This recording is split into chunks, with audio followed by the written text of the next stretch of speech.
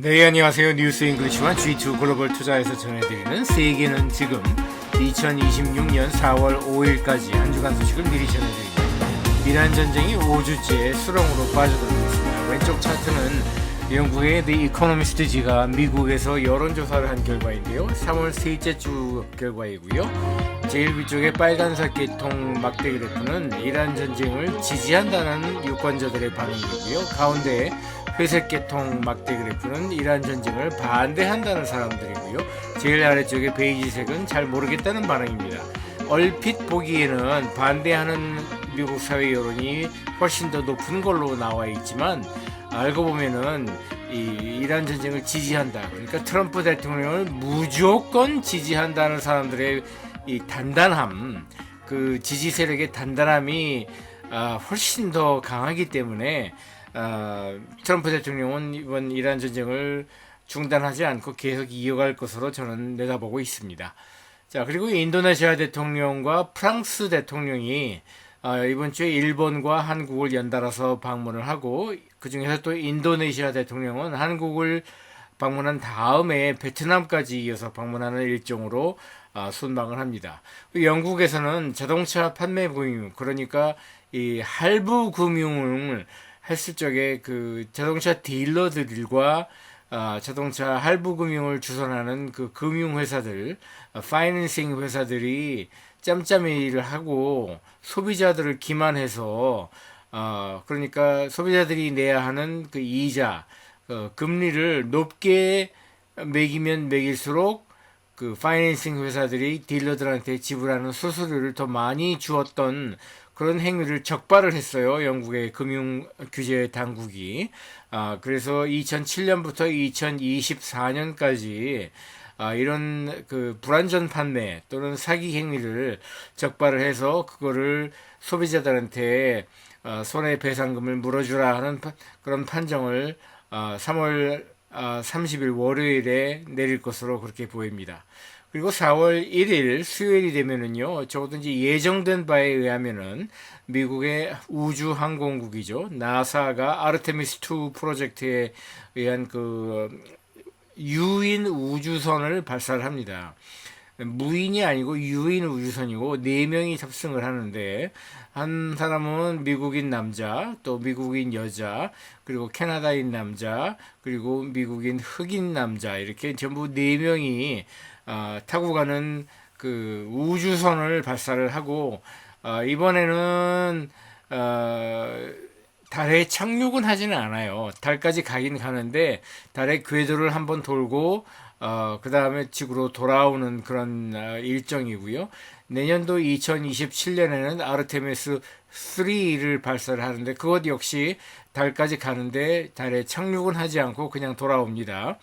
그리고 나서 2028년 중에는 아르테미스 4, 요거는 달에 착륙을 목표로 하는 그런 아르테미스 4 계획이 세워져 있습니다. 이건 어디까지나 계획이고 실제로 그렇게 될지는 뭐 미지수고요. 이번 주 수요일에 발사한다는 아르테미스 2 역시 지금까지 수없이 지금 연기되고 해서 지금까지 왔으니까 제 날짜에 그 발사를 하게 될지는 아직 모르겠습니다. 그리고 이번 주 금요일부터 토요일, 일요일이 유대교와 기독교에서는 굉장히 성스러운 주일이죠. 기독교에서는 먼저 이 부활절 주일이 4월 5일이고요.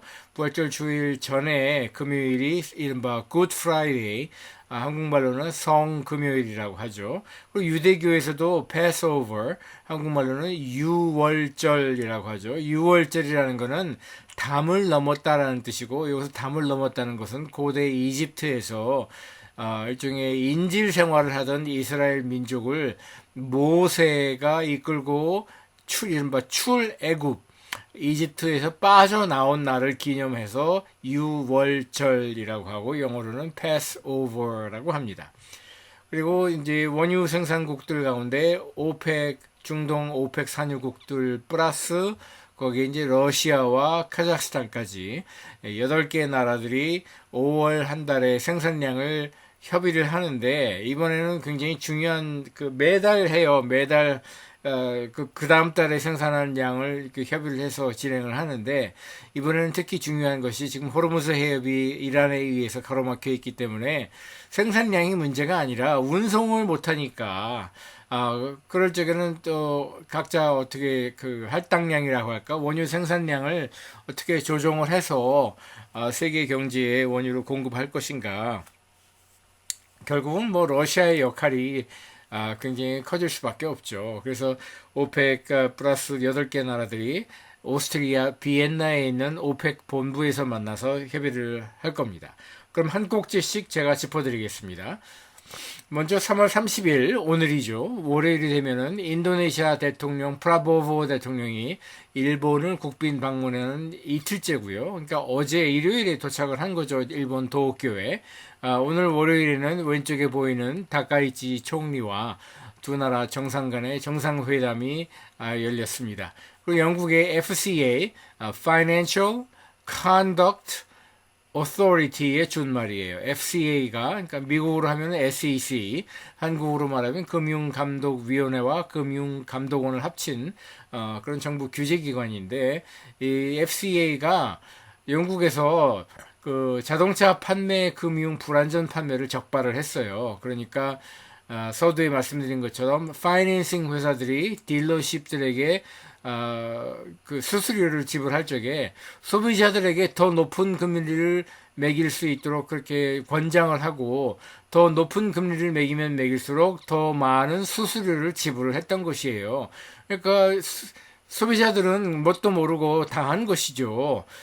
그래서 이 불안전 판매에 대한 보상으로 전체 한 1,400만 건에 달하는 그 자동차 판매건에 대해서 그 보상금을 지불을 해야 된다. 그런 내용으로 오늘 영국에서 이제 주식시장이 끝나면은 영국 FCA가 발표를 한다고 합니다. 무려 2007년부터 2024년까지 1,400만 건이었고, 그래서 건당 약 700파운드에 달하는 금액을 보상하라는 그런 안이 나올 것으로 지금 보입니다. 그리고 독일에서는 소비자 물가 상승률과 HICP 데이터가 나와요. HICP는 Harmonized Index of Consumer Prices라고 독일 한 나라의 CPI와 유럽연합 27개 나라의 그 물가 상승률을 비교해 가지고 그거를 어떤 기준에 의해서 스탠더다이즈 표준화를 한 그런 소비자 물가 상승률이에요. 그러니까 똑같은 물건, 뭐 라면이 있다. 그럼 독일 내에서의 라면 가격과 유럽연합에서의 라면 가격을 비교를 해가지고 그거의 어떤 표준치를 구하는 그런 일종의 그 스탠더다이즈 인덱스입니다. 그리고 뉴욕의 페드 은행, 그러니까 미국의 연방준비제도의사회를 구성하고 있는 지역은행들 가운데 가장 중요한 은행이라고 할 수 있는 뉴욕 페드의 총재 존 윌리엄스라고 하죠. 네, 그분이 경기 전망을 하는 연설을 합니다. 일본은행은 지난 2월에 금융통화위원회가 열려서 금리를 인상할 것으로 다들 내다봤지만 실제로는 금리를 동결을 했죠. 그래서 그때 회의록을 오늘 공개를 합니다. 그리고 실적 발표를 하는 주요 기업으로서 저희 G2 글로벌 투자에서 눈여겨보고 있는 기업으로는 중국의 민간은행이죠. Bank of China. 이름만 봐서는 중국의 중앙은행이라고 착각을 하기가 쉬운데 중국의 중앙은행은 People's Bank of China, 른먼니항. 그래서 그 인민은행이에요. 그리고 여기 Bank of China는 민간은행입니다. 자, 화요일 3월 31일이 되면은요, 프랑스의 마크롱 대통령이 일본을 국빈 방문 시작을 하고 다카이치 총리와 정상회담을 한 뒤에 나루히토 천황과 점심 식사를 같이 합니다. 그리고 인도네시아 대통령 프라보보 대통령은 한국을 방문을 해서 이재명 대통령과 정상회담을 갖습니다. 그리고 캐나다는 1월 한 달 GDP 추정치를 발표를 하고요. 미국에서는 졸츠 데이터, 그러니까 Job Opening and Labor Turnover Survey의 약자인데 이 졸스 데이터, 그러니까 고용 지표가 발표가 됩니다. 실업률이 아니고 신규 일자리가 몇 개가 생겨났고 Labor Turnover, 일자리를 옮긴, 그러니까 전직을 한 사람들이 몇 명이 되는가 하는 거를 매달 이렇게 추적을 한, 모니터하는 서베이가 있어요. 예, 그 결과를 발표하는데 굉장히 중요합니다. 왜냐하면은 미국의 지금 그 스태그플레이션 우려가 나오는 가운데 물가도 오르고 경기는 하락하고 하는 가운데 이 고용 지표도 더 악화가 될 것이 분명한데 얼마나 어디에서 얼만큼 고용 지표가 악화가 되는지를 알아볼 수 있는 지표가 되거든요. 영국에서는 2025년 4분기 GDP 수정치가 발표가 되고요. 독일에서는 2월 한 달 고용 지표를 발표하고요. 프랑스에서는 2월 한 달, 그리고 유럽연합 차원에서는 3월 한 달 인플레이션 데이터가 나옵니다. 그리고 이 왼쪽 사진에 보이는 분이 누구냐면은 코카콜라 컴퍼니의 신임 대표이사예요. 이름이 엔리케 브라운이라고 하는데 캘리포니아에서 태어난 미국 국적의 사람이지만 브라질계 사람이에요. 그래서 태어난 곳은 캘리포니아지만 성장하고 자라고 대학 학부까지는 브라질에서 나왔습니다.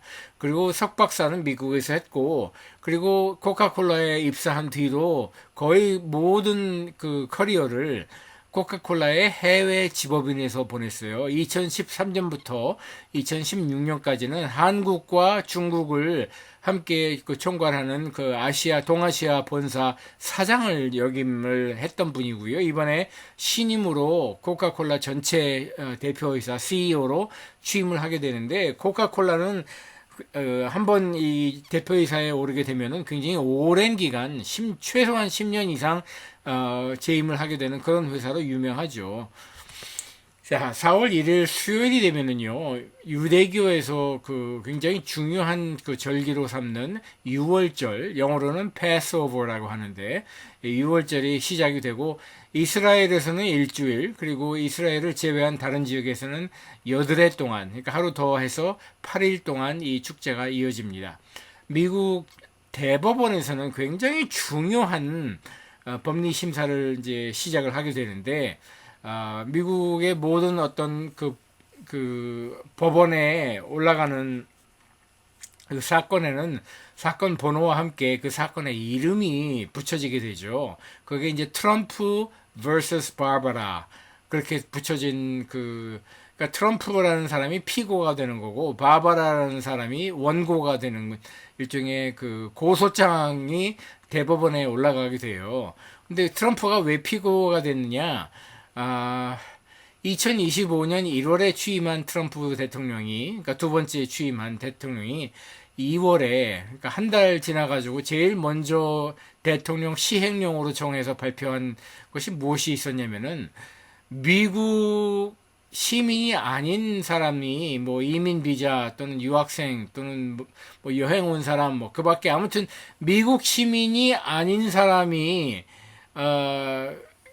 그 미국에 머무는 동안에 아기를 낳게 되면은 이런 경우가 미국에 연간 약 14만 건이 있다고 해요. 그러니까 14만 명의 신생아들이 미국 시민이 아닌 부모 아래서 미국에서 태어나는 거죠.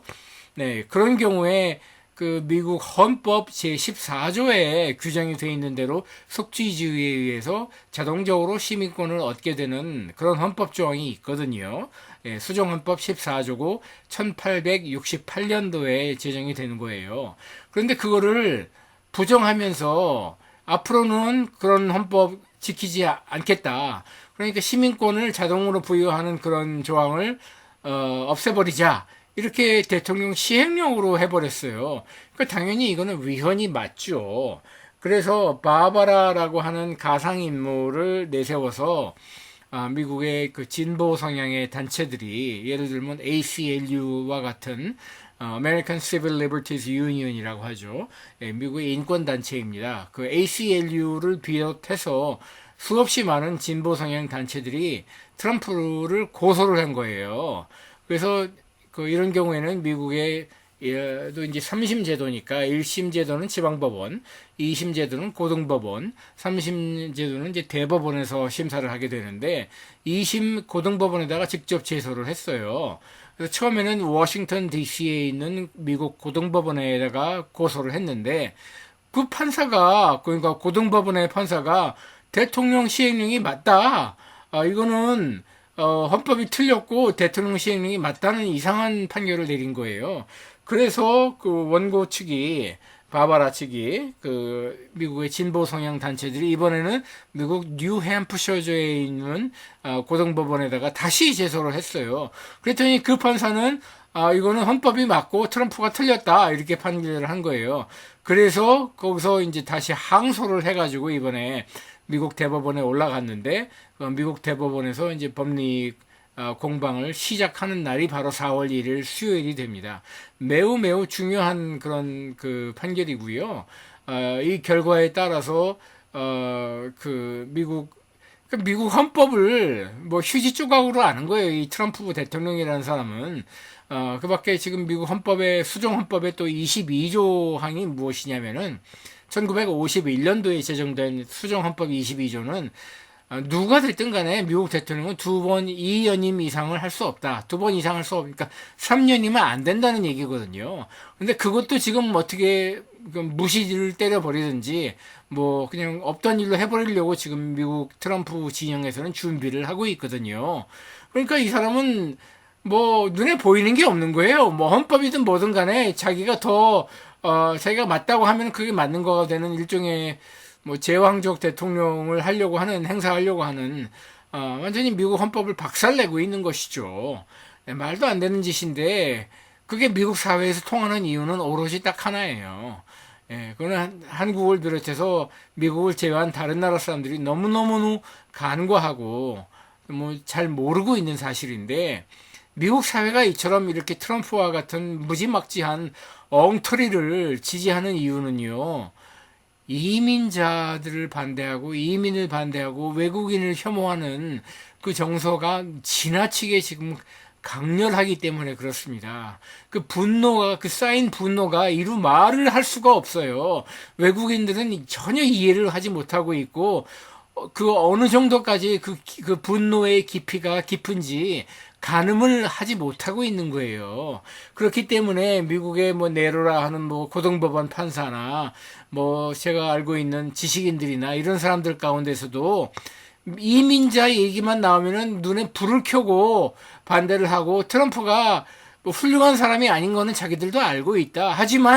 하지만 이민을 반대하고 이민자를 쫓아내야 되고 외국인들을 혐오하는 정서가 너무나 기본적이기 때문에 너무나 그게 깊기 때문에 트럼프를 지지할 수밖에 없다. 이렇게 나오고 있는 것입니다.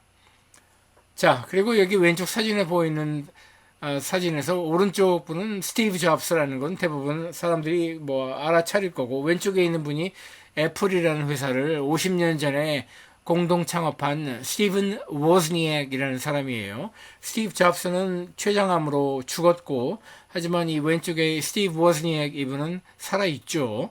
이 두 분이 실리콘밸리에서 애플이라는 회사를 겁도 없이 창립을 해서 그러니까 20대 젊은이들이 그것도 20대 초반이었죠. 창업을 해서 지금까지 50년을 키운 회사입니다.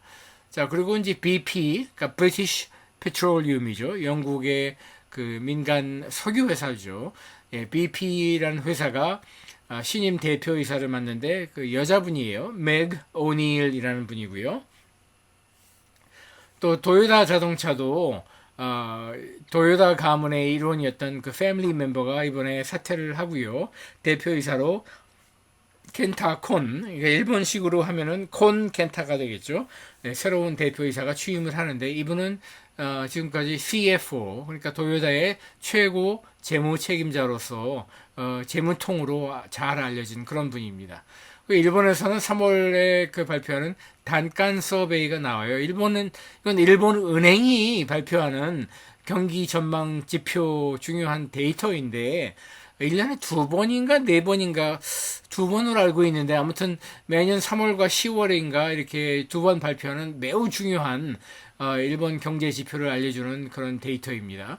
그리고 미국과 영국과 독일과 프랑스와 중국과 일본과 이탈리아와 브라질과 캐나다 주요국들에서 제조업 PMI, 그러니까 경기 전망을 알 수 있는 구매 관리자들의 경기 전망 지표가 역시 데이터가 나오고요. 유럽연합에서는 2월 한 달 고용 지표가 발표가 됩니다. 4월 2일 목요일이 되면은요, 2025년 4월 2일에 트럼프 대통령이 관세 폭탄을 터뜨리면서 리버레이션 데이라고 선언했던 지 딱 1주년 기념이 되는 날입니다. 여기 왼쪽 차트는요. 제일 왼쪽에 2024년 1월부터 제일 오른쪽에 2025년 10월까지 전 세계 무역량에서 미국 한 나라의 수입과 수출액을 합한 금액 기준으로 전 세계 무역량에서 미국의 수출입량이 차지하는 비중을 그 변동사항을 그려본 거예요. 계속 꾸준하게 지금 떨어지고 있죠. 그러니까 미국에서 해외로부터 수입하는 양과 해외로 수출하는 양이 두 개를 합한 그 금액을 그려보니까 지속적으로 지금 떨어지고 있더라 하는 것이고, 지금까지 지금 2026년 2월 말까지 통계가 나오면은 아마 지금 더 떨어지고 있을 것이 분명합니다. 자, 그리고 이제 ECB, European Central Bank죠. 유럽 중앙은행이 경기 전망 데이터를 발표를 하고요. 또 스위스에서는 3월 한 달 소비자 물가 상승률 데이터가 나오고요. 미국에서는 2월 한 달 수출입 데이터가 발표가 됩니다. 4월 3일 금요일이 되면은요, 프랑스의 마크롱 대통령이 한국에 와서 이재명 대통령과 정상회담을 갖습니다. 사진은 작년 2025년 미국 뉴욕에 있는 UN 본부에 두 사람이 동시에 참석을 했을 적에 그때 찍은 사진을 이렇게 왼쪽 오른쪽으로 합성을 한 것이에요.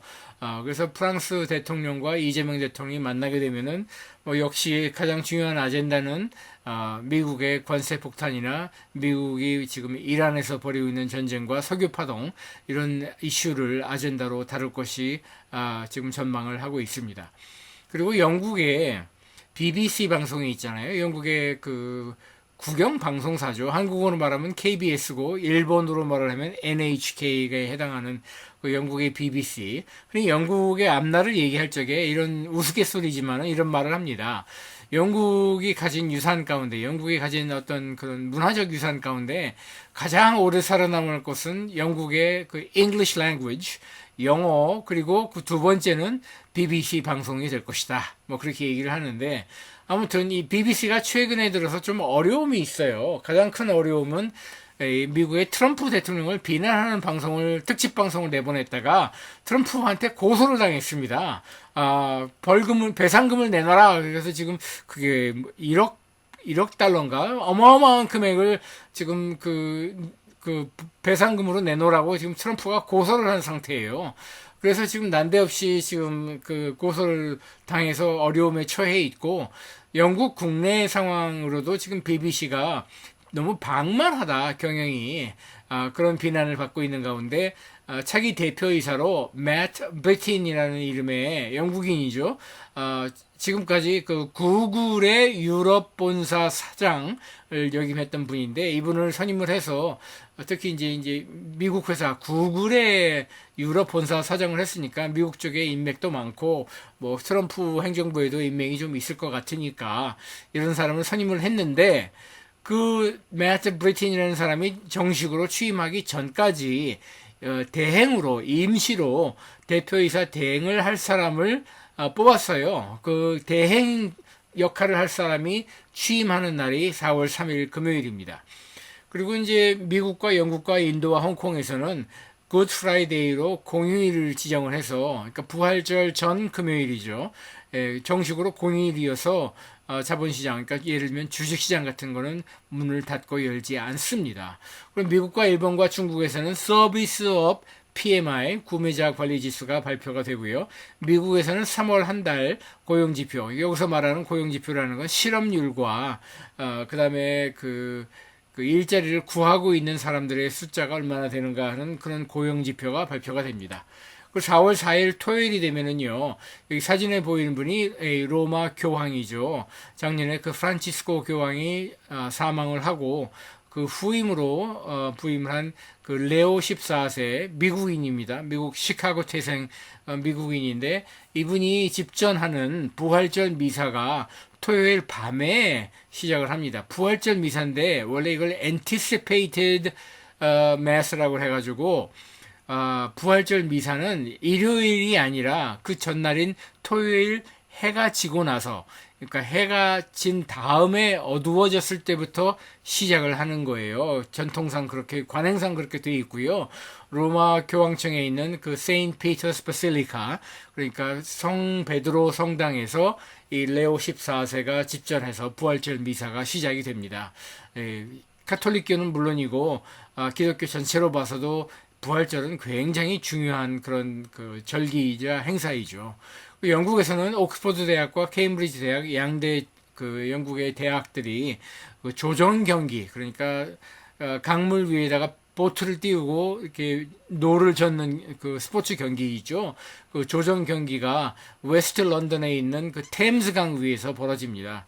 팀워크를 굉장히 중요시하는 그런 경기고, 보통 5명인가 6명이서 노를 젓고 맨 앞에는 몸무게가 굉장히 가벼운 여자 선수가 앉아가지고 그 팀을 독려하고 응원하고 박자를 맞춰주는 그런 방식으로 경기가 이루어지는데 어디가 이길지는 모르겠습니다. 자, 그리고 4월 4일 일요일이 되면은요, 오페크 플러스 8개 나라들이 오스트리아 비엔나에 있는 오펙 본부에 모여가지고 5월 한 달 석유 생산량을 협의를 한다고 합니다. 여기 왼쪽 차트에 보이는 것은 제일 위쪽에 초록색으로 나온 나라들이 이제 오펙 산유국들이고, 그 아래 파란색으로 나온 나라들이 오펙은 아니지만 오펙 플러스라고 불리는 그런 러시아를 비롯한 나라들이고, 제일 아래쪽에 노란색으로 나온 나라들이 오펙 회원국도 아니고 오펙 플러스도 아니고 그 밖의 나라들입니다. 생산량이, 그러니까 하루 2024년 기준으로 하루 생산량이 이 세 그룹을 전부 다 합해가지고 하루에 8,400만 배럴을 생산을 했고, 이 가운데 그 오펙 회원국들 제일 위에 있는 초록색 나라들이 2,750만 배럴, 가운데 오펙 플러스 나라들이 1,600만 배럴, 그리고 제일 아래 노란색 그 밖의 나라들 미국과 캐나다와 중국을 합한 나라들이 4,050만 배럴을 생산을 했는데, 지금 문제는 생산량이 문제가 아니에요. 생산량이 문제가 아니고 운송 가능한 양이 지금 병목 현상 때문에 호르무즈 해협에서 가로막혀 있잖아요. 이럴 경우에 그러면은 호르무즈 해협을 통과하지 않아도 되는, 예를 들어서 러시아라든지 카자흐스탄이라든지 멕시코라든지 이런 나라들이 생산량을 더 늘려줘야만 되겠죠. 그래서 그거를 아마 이번에 협의를 할 것으로 보입니다. 그리고 지구 남반구에 위치해서 지금 계절상으로 여름 한철인 호주에서는 Daylight Savings Time, 그러니까 서머타임이죠. 서머타임이 실시 중인데 그것이 마지막 날이 바로 4월 4일 일요일입니다. 자, 여기까지 세계는 지금 뉴스 잉글리시와 G2 글로벌 투자에서 전해드렸고요. 왼쪽에 보이는 것처럼 다양한 주제를 가지고 세계 방방곡곡의 그 소식을 분석 기사 중심으로 저희가 전해드리고 있고, 오른쪽에 보이는 것처럼 이 컨텐츠를 다양한 소셜 미디어 채널로 공급을 하고 있으니까 여러분들께서 좀 자주 찾아주시고 또 다른 분들께도 널리 알려주시면 대단히 고맙겠습니다. 그럼 다음 주에 또 뵙겠습니다.